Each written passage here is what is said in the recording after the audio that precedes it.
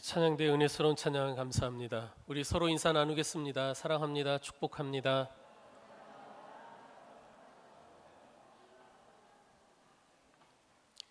이 시간 우리 주님의 은혜가 성도 여러분에게 함께 하시기를 축원합니다. 어느 젊은 부부가 어린 딸을 승용차 뒷좌석에 태워가고 있었습니다. 아이가 콧물이 나오는지 연신 훌쩍거리자 앞좌석에 있던 엄마가 화장지를 뽑아주면서 이거 써 했습니다. 근데 아이가 뒤에서 계속 훌쩍거립니다. 화장지가 더 필요한가? 엄마가 아이를 돌아보니 아이는 아까 준 화장지를 머리에 쓰고 있었습니다. 엄마가 이거 쓰라고 해서 쓰고 있었던 거예요. 세월이 흘러서 화장지를 머리에 썼던 그 아이가 얼마 전에 딸을 낳았습니다.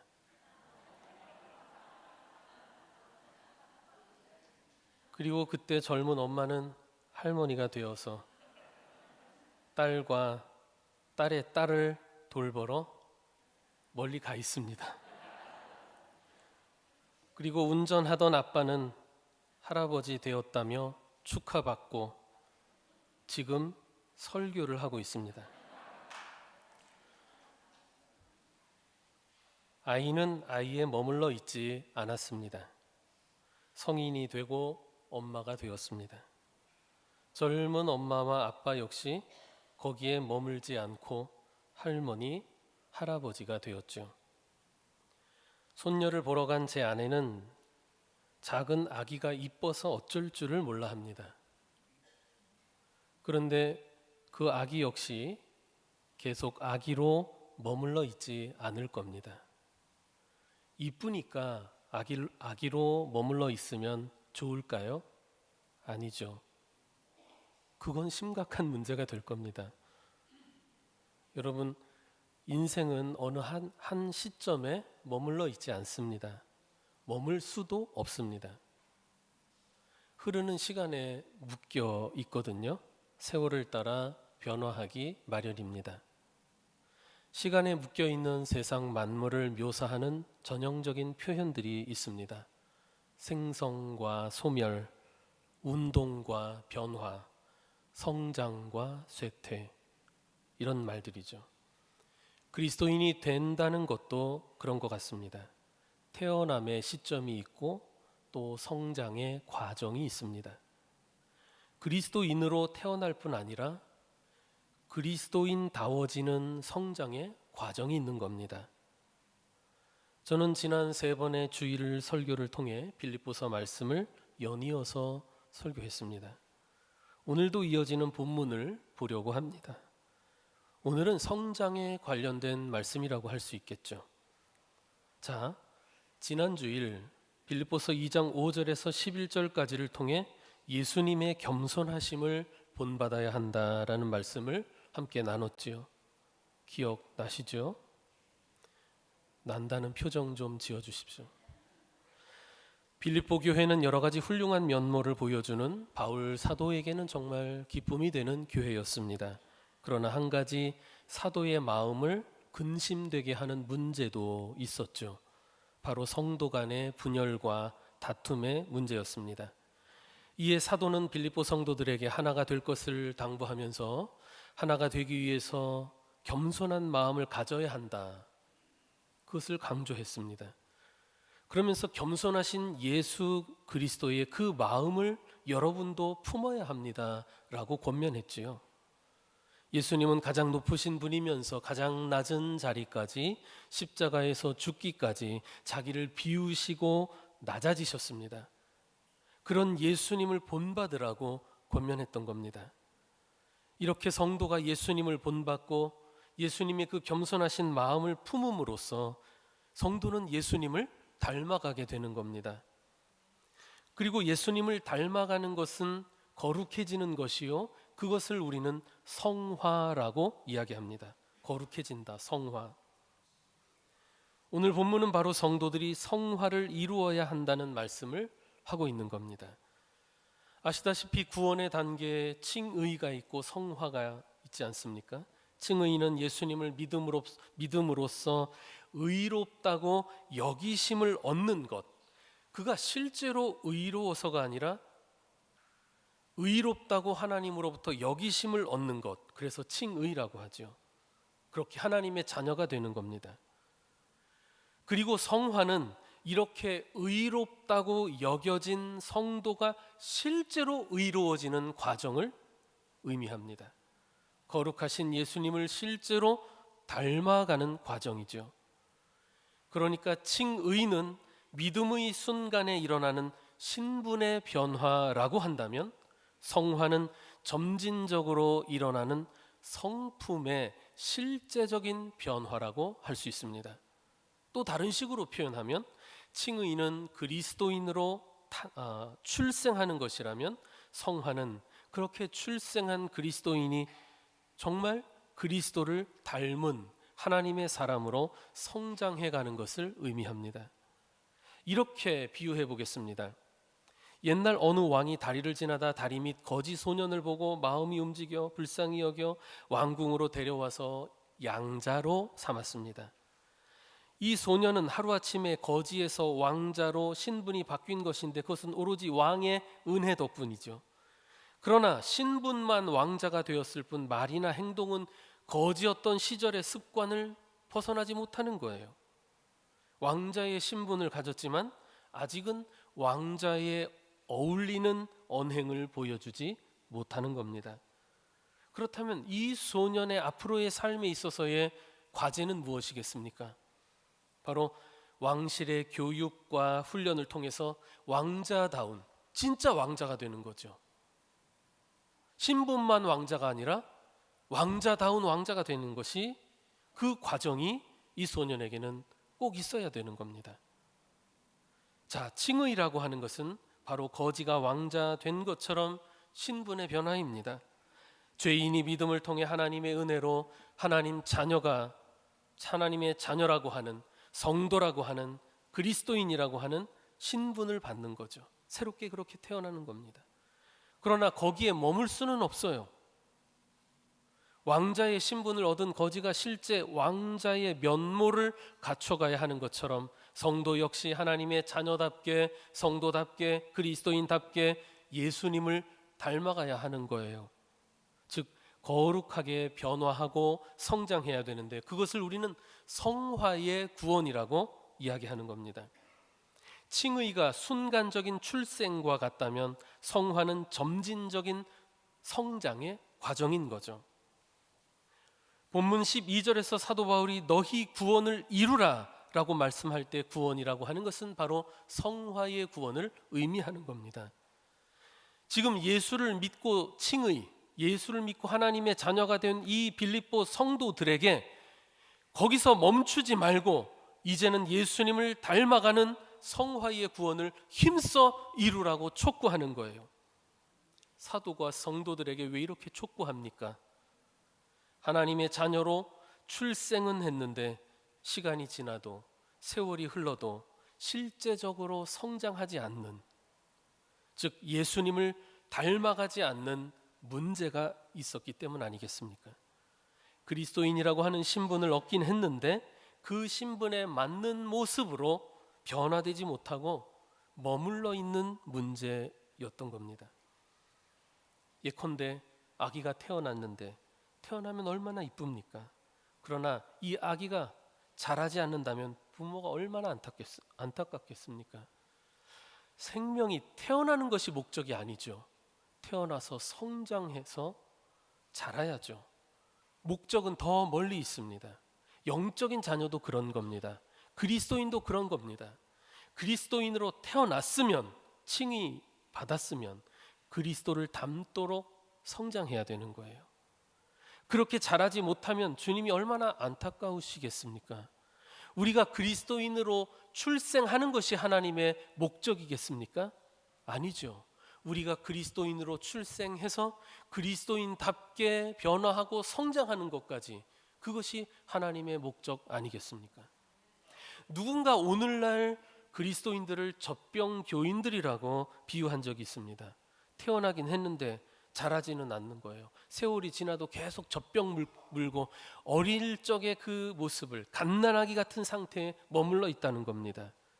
여러분, 그리스도인은 그리스도를 믿는 사람, 그리스도에게 속한 사람일 뿐 아니라 그리스도를 닮은 사람으로 변화해야 됩니다. 성장해야 됩니다. 그걸 달리 표현하면 성화의 구원을 이루어야 하는 겁니다. 본문에서 사도 바울이 너희 구원을 이루라 하는 그 말씀이 그런 뜻이에요. 본문 12절 말씀 다시 보죠. 여러분 다 같이 한번 읽어봅시다. 본문 12절 시작.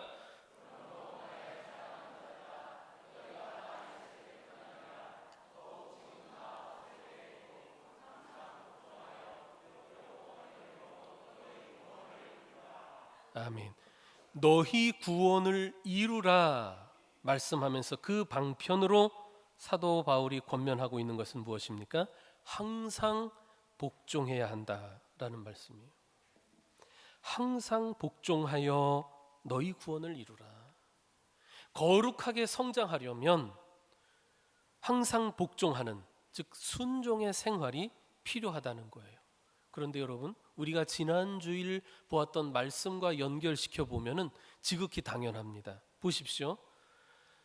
앞선 본문에서 겸손하신 예수님을 본받아야 된다. 그 예수님의 마음을 품어야 된다라고 하면서 사도 바울이 이야기하는 게 뭡니까?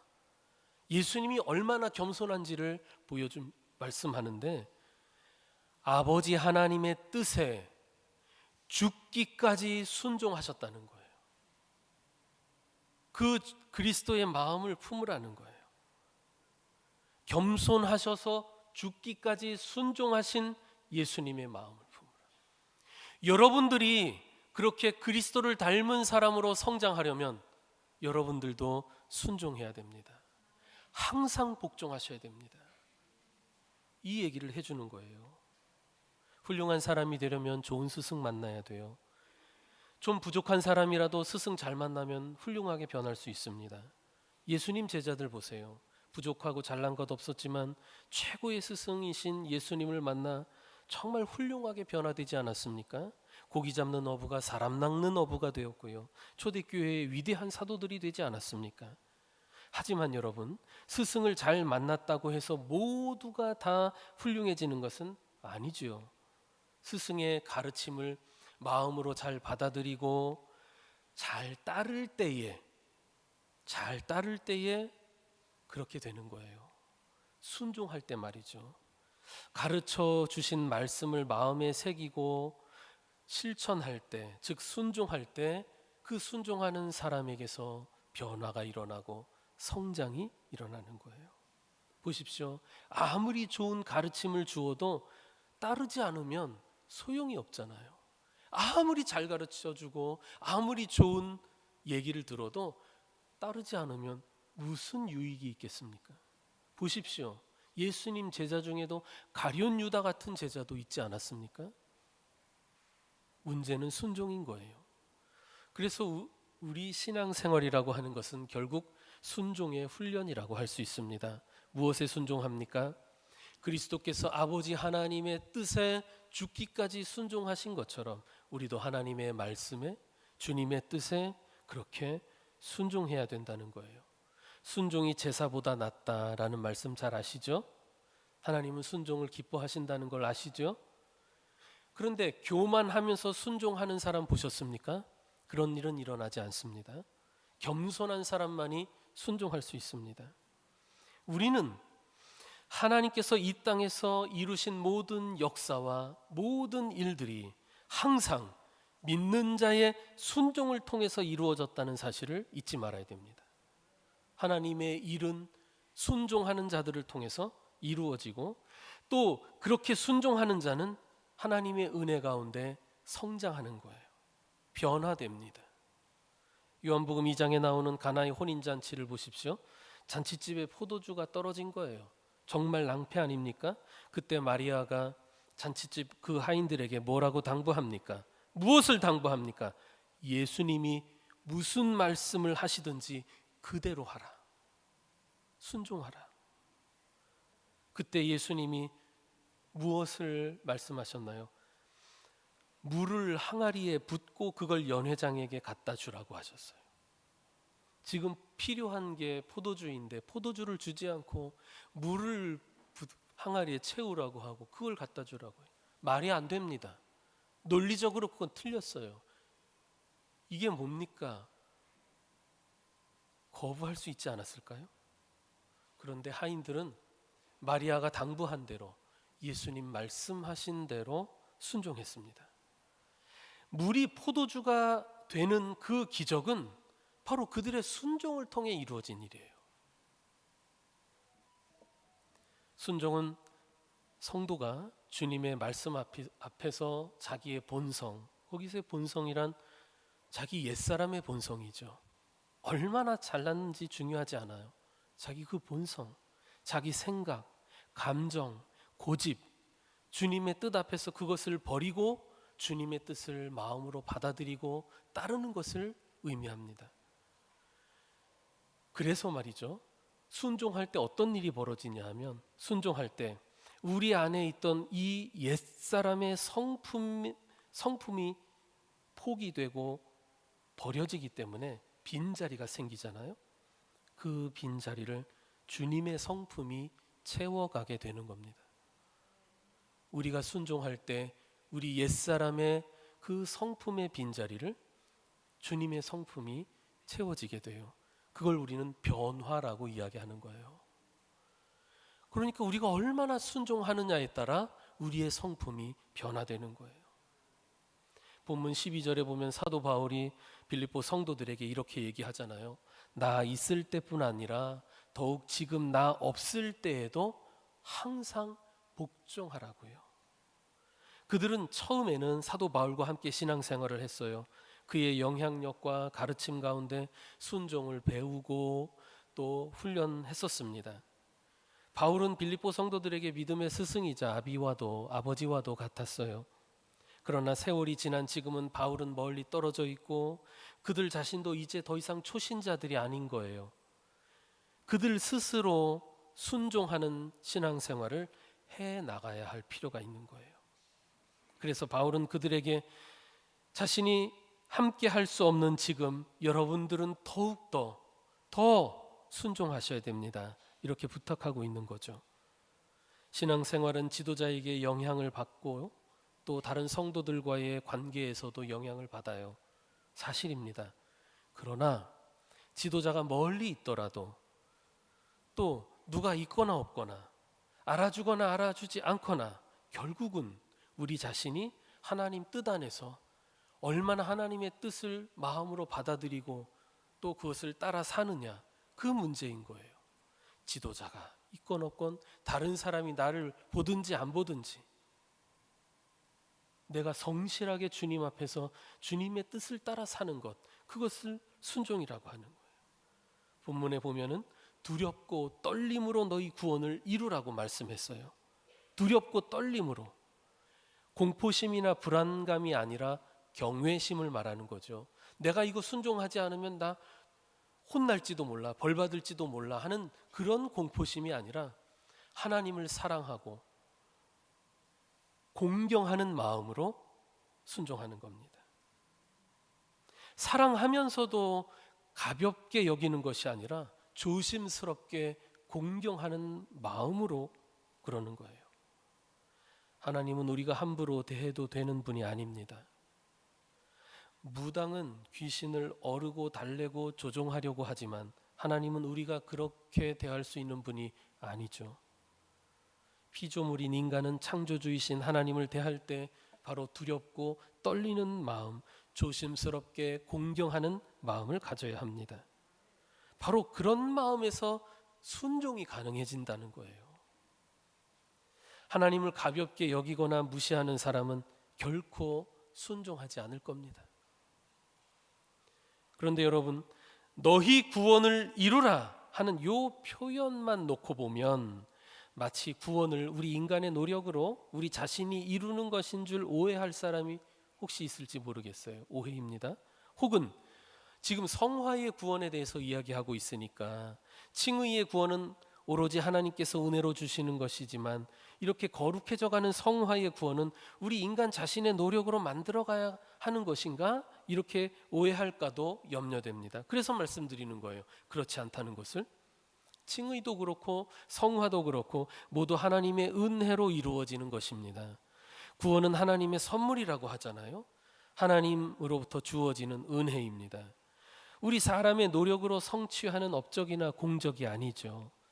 하지만 우리의 업적이나 공적이 아니에요. 성화는. 하지만 하나님이 주시는 그 구원의 은혜에 대해 사람이 그것을 어떻게 받아들이고 또 어떻게 참여하는지는 결코 무시되어서는 안 된다는 거예요. 우리가 구원의 은혜를 받아들이고 참여하는 것, 그것을 순종이라고 하는 거예요. 또 그렇게 순종할 수 있도록 도우시는 일을 성령께서 하시는 거예요. 그래서 하나님 모두가 하나님의 은혜다라고 이야기하는 거죠. 성도가 사람이 아무것도 안 해도 된다, 결코 아닌 것입니다. 우리에게 주시는 성령의 그 인도하심에 우리는 순종해야 되는 거예요. 성도가 하나님의 그 인도하심, 우리 안에 주신 성령의 역사와 그 인도하심을 우리가 응답하고 순종할 때 우리는 성화의 구원을 이루어가게 되는 거예요. 성장하는 거죠. 그러므로 성화의 구원은 세상 사람들이 흔히 말하는 인격 수양과는 분명히 다르다고 할 수 있어요. 인격 수양은 자기가 자기 힘으로 하려고 하는 일이지만 성도의 성화는 성령께서 하시는 일에 우리가 응답하고 협력하고 순종하는 것이라고 할 수 있어요. 이렇게도 얘기할 수 있죠. 하나님이 하시는 그 은혜의 구원의 역사에 콜라보, 우리가 협력하는 거예요. 참여하는 거예요. 하나님은 성령으로 우리 안에 거하시고 일하십니다. 우리 안에서 우리가 성화를 이루도록 일하시고 인도하시죠. 본문에서 사도 바울은 그 성화의 구원이 우리 인간 내면에서 역사하시는 하나님의 은혜에 의한 것임을 밝히고 있는데, 보십시오. 12절 끝에서 너희 구원을 이루라고 말씀한 데 이어 13절에서 뭐라고 말씀합니까? 너희 안에서 행하시는 이는 하나님이시니 라고 말씀하죠. 13절에 행하다라는 표현이 2번 나오는데, 하나님께서 너희 안에서 행하신다, 또 너희로 행하게 하신다, 이렇게 나오죠. 행하다라는 말을 헬라어로 에네르게오라고 합니다. 많이 들어본 말 같지 않아요? 에너지가 여기서 나온 말이에요. 활동하다, 작용하다, 힘을 발휘하다라는 뜻이죠. 그러니까 하나님께서 우리 내면에서 성령을 통해 에네르게오, 그러니까 힘을 발휘하신다는 거예요. 우리가 성화의 구원을 이루어 가도록 우리 내면에서 활동하신다는 거예요. 거룩하게 변화되도록 역사하는 힘, 그 에너지가 하나님으로부터 비롯된다는 것입니다. 그래서 하나님의 은혜와 그 역사가 바로 우리 성화의 원동력이 되는 것이죠. 이렇게 생각해 봅시다. 술 취한 사람은 술 기운에 따라 행동합니다. 귀신 들린 사람은 귀신의 힘에 의해서 움직이죠. 그러니까 그 사람 내면에 어떤 힘이 있고 또 무엇이 작용하느냐에 따라 그 사람의 말과 행동이 달라지고 인생이 달라지기 마련인 거예요. 그런데 이렇게 말씀하는 거잖아요. 성도 여러분의 내면에는 거룩하시고 전능하신 하나님이 일하십니다. 이렇게 말하고 있는 거예요.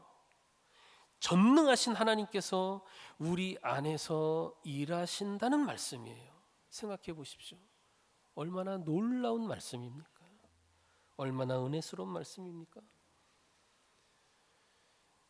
제가 일부 예배 때 이 부분을 설교하다가 너무 감동해서 울컥했어요. 그래서 눈물이 나왔는데, 그래서 설교를 잘 이어가지 못했는데 나중에 어떤 분들 목사님 사모님 없어서 힘드셔서 그럼 힘들어서 그런 거 아닙니다. 생각해 보십시오. 나라고 하는 존재가 내 안에 하나님께서 함께 하신다는 게 얼마나 놀라운 일입니까? 우리 성도들이 술에 지배당하거나 귀신에 지배당하거나 또 내가 알지 못하는 어떤 힘에 압도당하는 것이 아니라 우리 안에 거하시는 하나님의 거룩한 영, 성령의 역사와 인도하심을 받을 수 있다. 얼마나 놀라운 일입니까? 그러므로 우리 안에서 행하시는 그 하나님의 뜻에 순종하며 사는 것, 즉 성령의 인도하심을 따르는 것이 바로 우리가 이루어야 할 우리 삶의 과제요, 성화의 구원인 것입니다. 그리고 이것이야말로 사람이 참으로 사람다워지는 길이라고 할 수 있습니다. 왜냐하면 참 인간의 본이 되시는 예수님을 닮아가는 일이기 때문에, 그 예수님의 성품을 담는 일이기 때문에 저는요, 인간이 거룩해지면 거룩해질수록, 그리스도를 닮으면 닮을수록 인간다워진다고 생각합니다. 우리 교회 안에서 인간적이라는 말이 신적이라는 말에 대치되어서 좀 부정적으로 쓰이는 면이 있어서 그런데요, 사실은 우리는 인간적이어야 합니다. 우리가 거룩해질수록, 신앙생활 오래 하면 할수록 참 인간적이 되어야죠. 성령을 통해 우리 안에 예수 그리스도를 닮아가고자 하는 거룩한 소원을 하나님이 주셨어요. 그리고 그렇게 될 수 있도록 능력을 공급해 주십니다. 생각하면 생각할수록 이 얼마나 놀라운 은혜의 말씀인지 몰라요. 감동이 되고 또 울컥해서 눈물이 나요. 힘들어서 그런 거 아닙니다. 목사님 누가 괴롭히는 사람 있어서 그런 거 아닙니다. 생각해 보십시오. 내가 가는 이 믿음의 길은 나 혼자 덩그러니 혼자 가는 길이 아닌 거예요. 보이지 않지만 우리 하나님께서 함께 하시는 길이에요. 내 안에서 성령을 통해 가르쳐 주시고 또 힘들 때 힘을 공급해 주시는 그 길이에요. 이 얼마나 큰 은혜입니까? 이 말씀을 여러분 기억하고 묵상해 보십시오. 그러므로 우리 안에서 행하시는 이 하나님의 거룩한 뜻에 우리가 순종해야 되지 않겠습니까?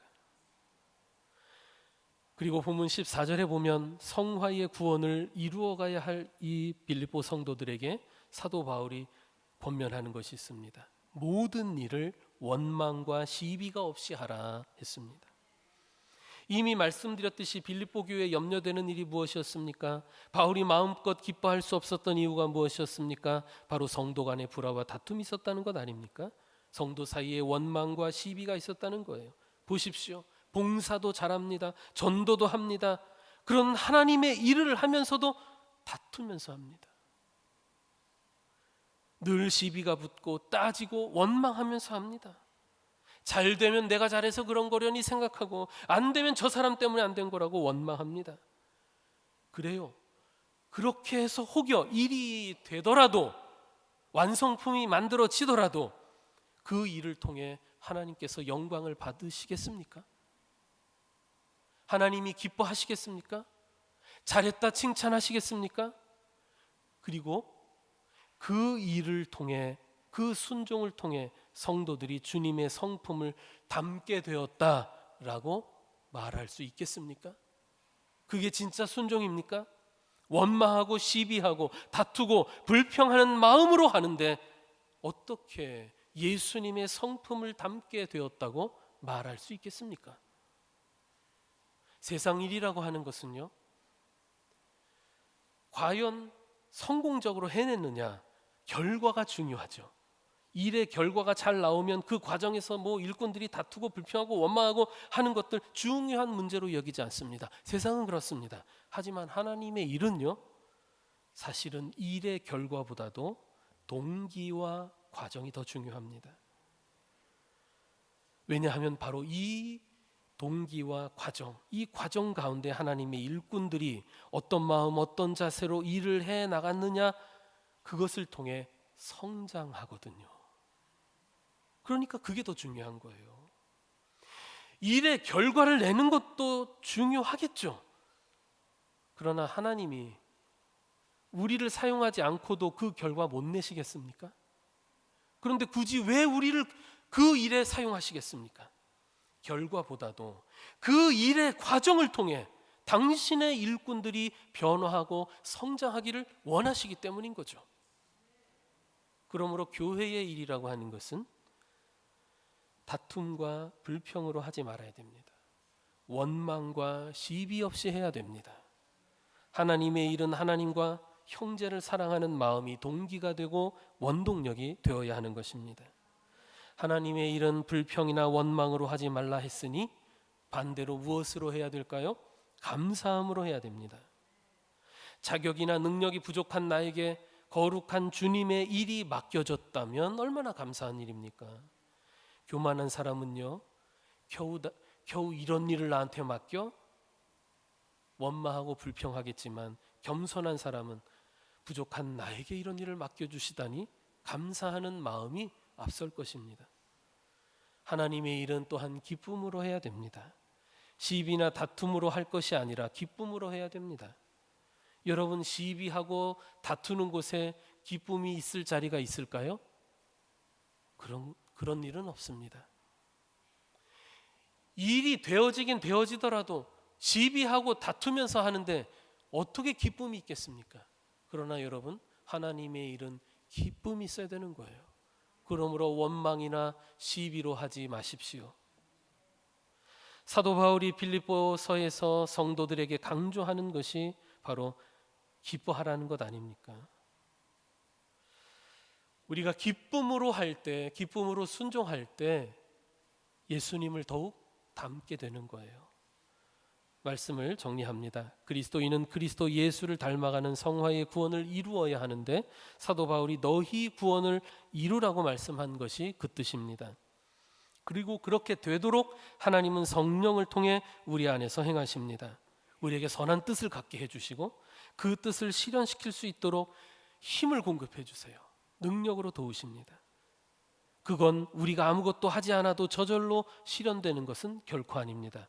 우리는 주님의 뜻을 받아들여야 됩니다. 내 뜻을 포기하고 주의 뜻을 받아들여서 순종해야 됩니다. 그리고 그렇게 순종할 때 우리는 변화하고 성장하게 됩니다. 성숙한 그리스도인이 되는 거예요. 순종하여 하나님의 일을 하되 원망과 시비 없이 해야 됩니다. 하나님과 교회를 사랑하는 마음, 주신 은혜에 감사하는 마음으로 해야 합니다. 그리고 즐겁게 순종해야 합니다. 원망과 시비는 버리고 사랑과 감사, 기쁨으로 항상 복종하는 성도가 됩시다. 그리하여 오늘보다 내일이, 올해보다 내년이 더 주님을 닮아 있는 성도가 되시기를 주의 이름으로 축원합니다. 기도합시다. 거룩하신 하나님, 우리가 신앙의 초보에 머물러 있지 않고 시간이 갈수록 주님을 더욱 닮은 거룩한 성도로 성장하게 하옵소서. 우리를 거룩하게 하시려고 우리 안에서 일하시는 주님의 역사를 거부하지 않고 순종하게 하시며 무슨 일이든지 원망과 시비, 불화와 다툼 없이 할 수 있도록 성령께서 저희를 은혜로 인도해 주시옵소서. 예수님의 이름으로 기도합니다. 아멘.